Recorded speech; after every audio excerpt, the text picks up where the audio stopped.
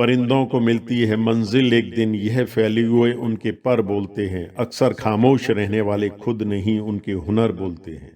नमस्कार, मैं अनिल अग्रवाल आपके सवाल कार्यक्रम से आपका स्वागत करता हूं। आज हमारे साथ है मशहूर model, stand up comedian, anchor and winner of many titles Mrs Deepa Jhaveri. Deepa ji, बहुत बहुत स्वागत है आपका हमारे कार्यक्रम में। Thank you. आपने मुझे बुलाया। It's an honour for me. Thank you so much for inviting me Anil ji. जी, मैं ये कहूंगा कि आपको कौन सा ऐसा पिटारा मिला, पिटारा समझते हैं, बास्केट मिली, जो आपने इतना सारा हाँ। टैलेंट उसमें से चुराया या बनाया? चुराया। पहले मुझे एक बात मतलब सबसे कहना है, जो भी हमारे व्यूअर्स है, कि जी। प्लीज मुझे क्षमा करना, मेरा हिंदी बहुत ही वीक है। दो चीज होने का चांस है यहाँ पे।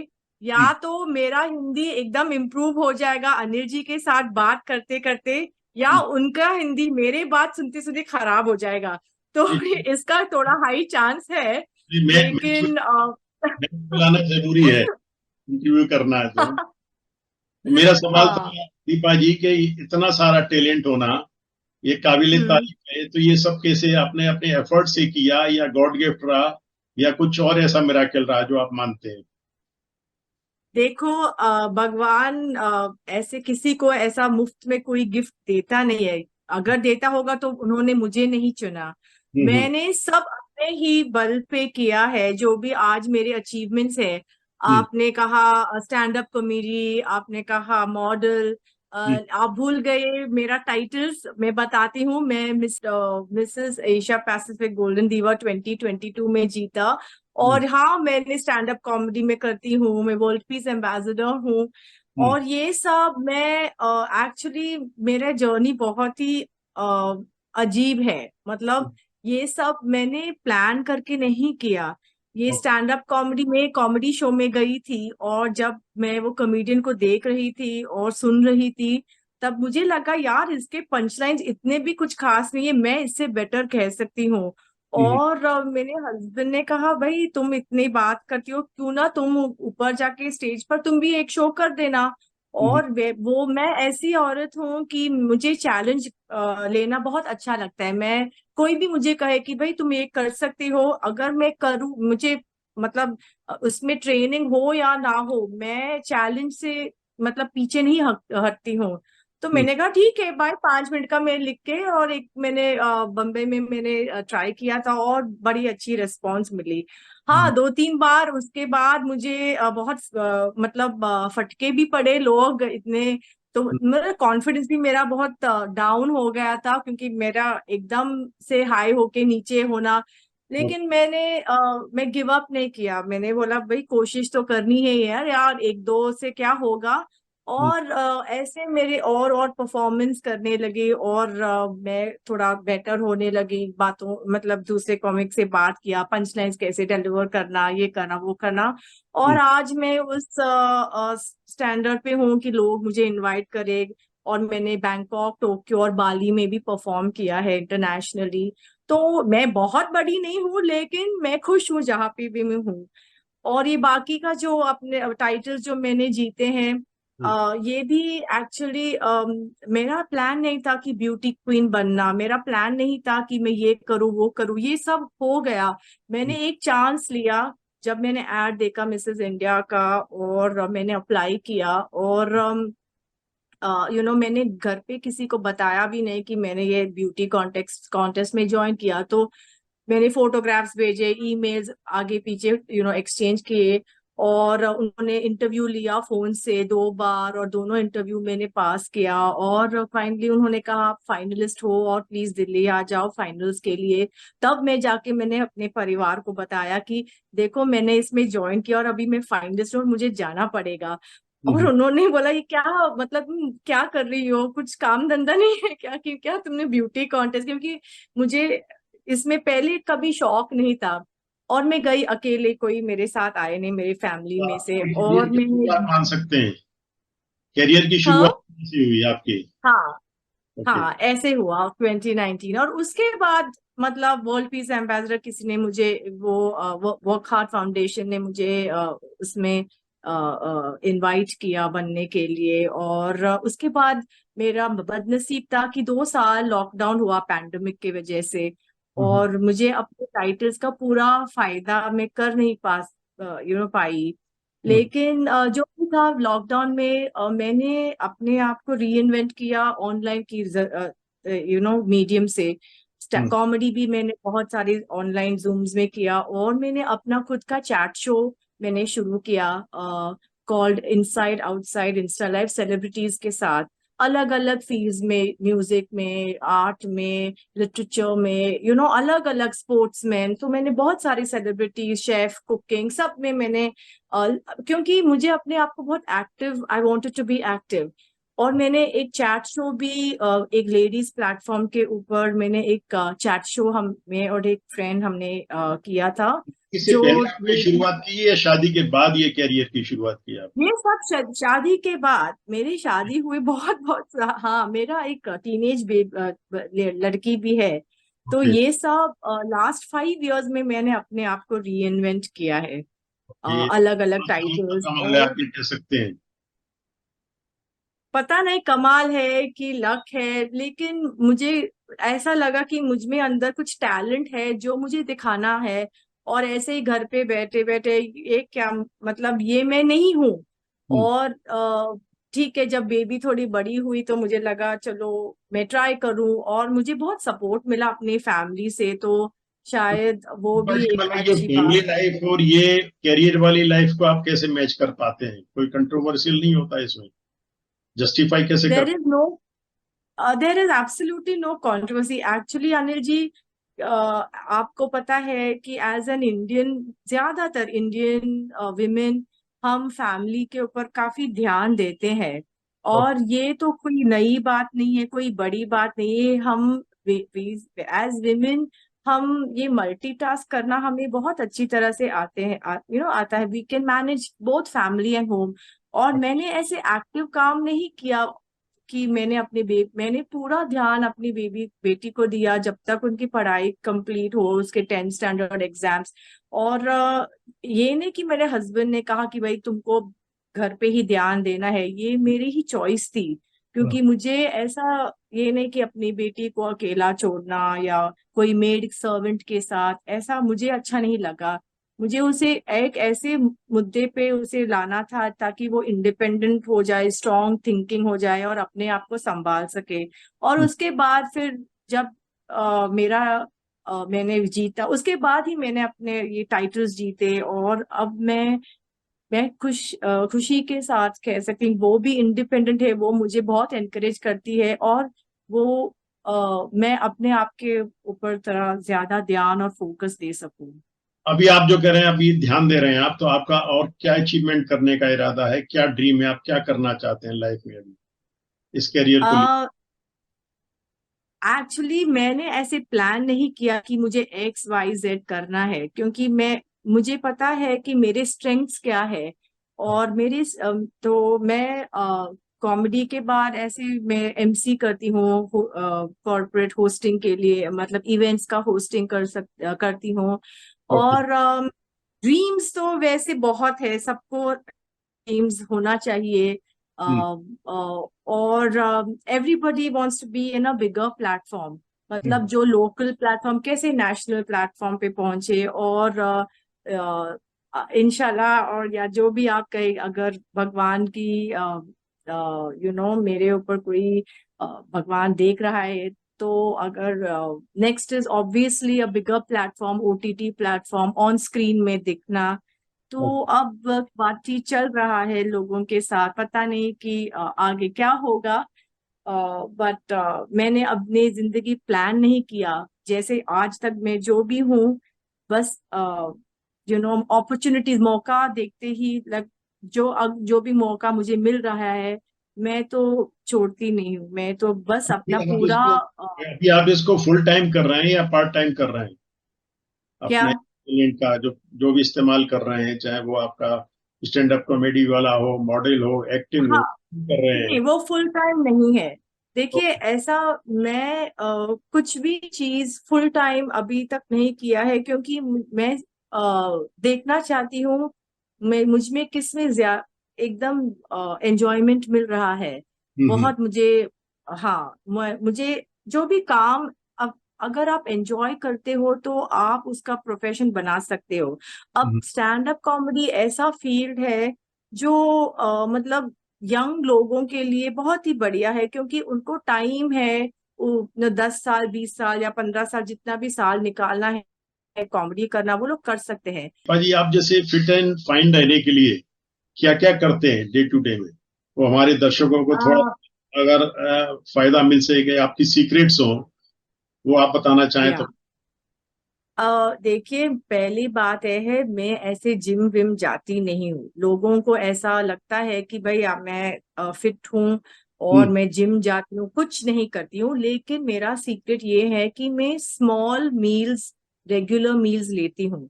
मैं एक साथ एकदम से ब्रेकफास्ट लंच डिनर ऐसे नहीं करती हूँ। ओके। छोटे छोटे मील्स 2-3 घंटे में, एक फल लेना, एक रोटी लेना, कोई दाल ले, तो ताकि मेरा डाइजेशन भी जरा जल्दी जल्दी हो जाए और मेटाबॉलिज्म भी एक्टिव हो जाए।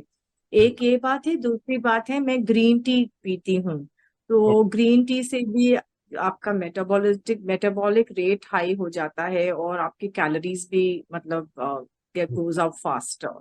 सो दिस एंड, हाँ, हर दिन मैं सूर्य नमस्कार करती हूँ, थोड़ा स्ट्रेचेस करती हूँ, बिकॉज इट इज वेरी, जितना भी आप डाइट, मैं कभी डाइट नहीं करती हूँ। ये प्लीज, आप जो भी सुन रहे हो, ये गलत है। It is not good for your body. Please, ये क्रैश डाइट 2-4 दिन के लिए ठीक है, बट कोई it's not exercise good in the long नहीं रन। करते?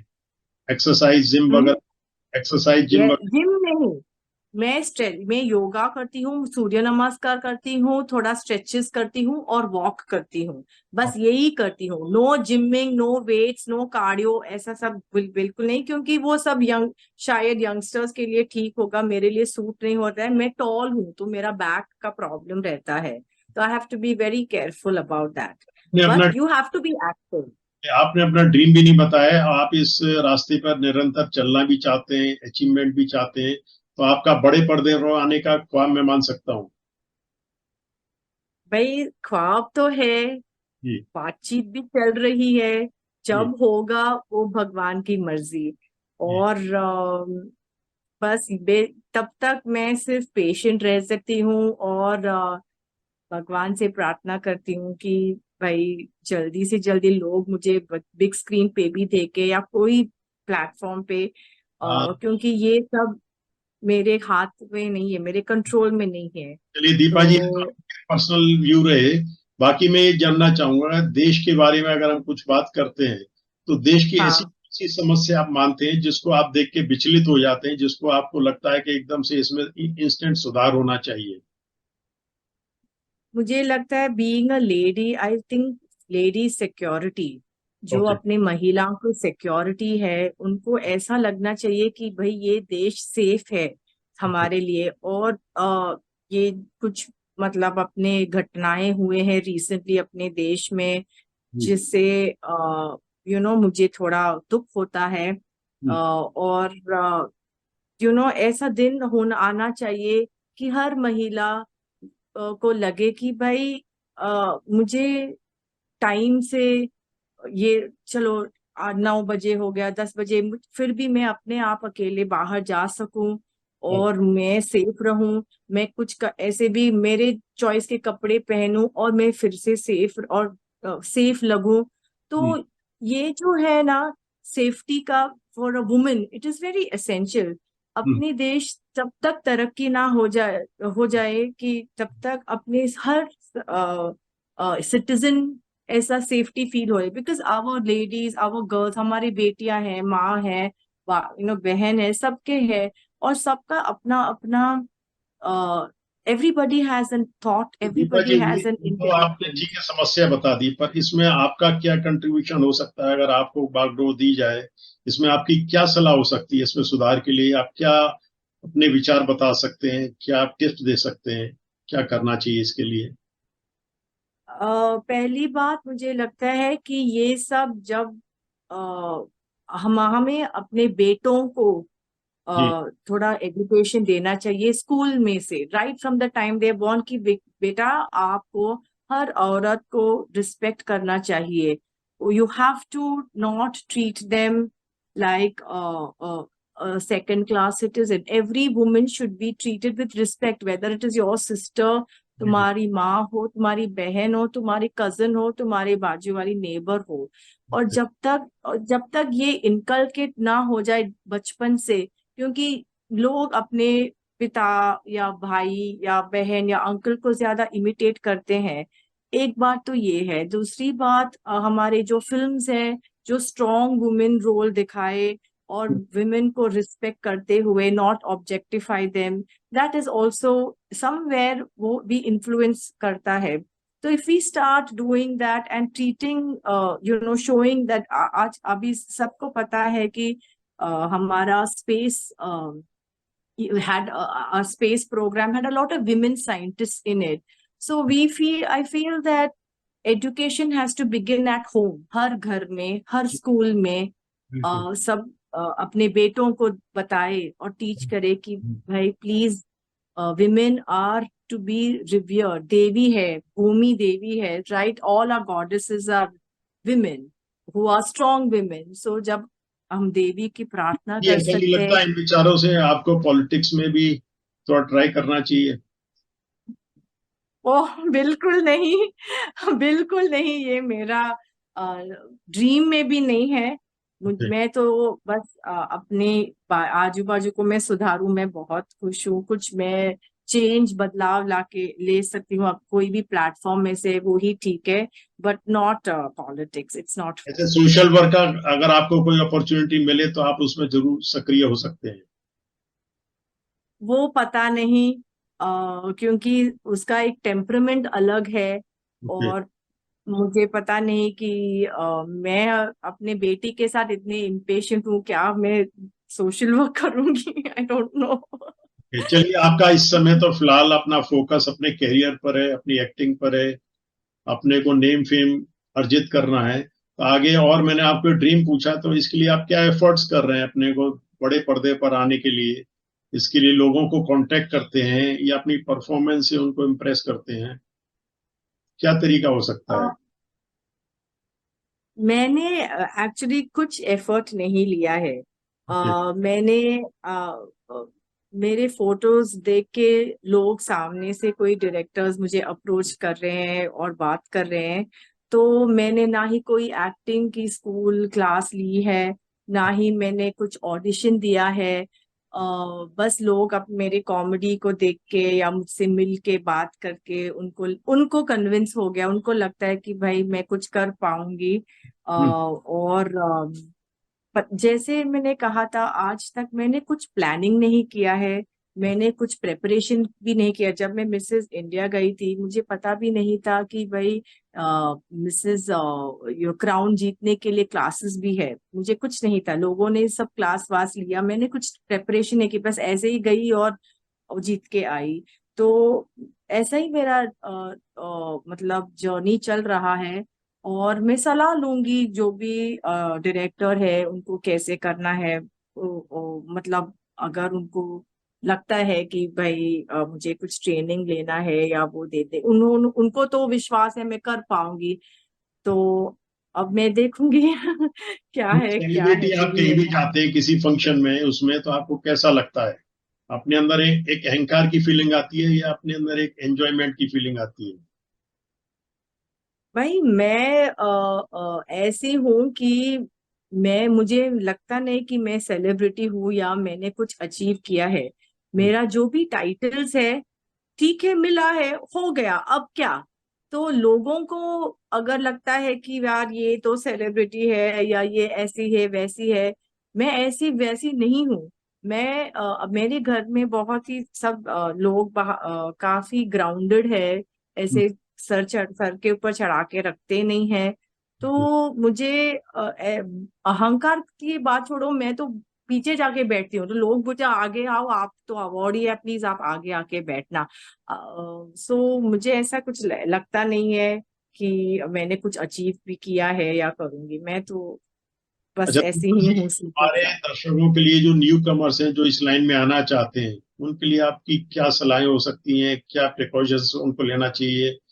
क्या उनके लिए आप ये बता सकते हैं कि इसमें क्या खामियां हैं क्या अच्छाइयां हैं, क्योंकि आपने तो काफी अनुभव ले चुके हैं, जो नए जनरेशन है वो भटक ना जाए उसके लिए आप क्या कहेंगे? मेरी एक लाइन है जो मैं बहुत अच्छी से फॉलो करती हूँ। जी। Believe in yourself and others will believe in you. ऐसा होता है कि बहुत सी बार कि हमें कुछ किसी को कुछ करना है, लेकिन उनको वो डर लगता है कि भाई कि लोग क्या कहेंगे, सोसाइटी क्या कहेंगे, उनके क्या रिएक्शन, ये सही है। हम्म। प्लीज ऐसे मत करना, और प्लीज गिव अप मत करना। अगर आपका कोई ड्रीम है, कोई मकसद है, हम्म। उसके पीछे आप प्लीज चेस करना, और आप अपने आप के ऊपर विश्वास करना, क्योंकि अपने ऊपर जो खुद का विश्वास है वो बहुत ही स्ट्रांग है, वो कोई आपसे छीन नहीं सकता है।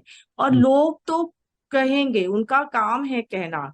तो आप कि प्लीज भटक ना जाए अपने मकसद से, और ट्राई करते रहना, ट्राई करते। यस, यू विल फेल, वो हम्म। होगा, लेकिन वो फेलियर से आप प्लीज डाउन मत होना, डिप्रेस मत होना। Just use it as a stepping stone to success.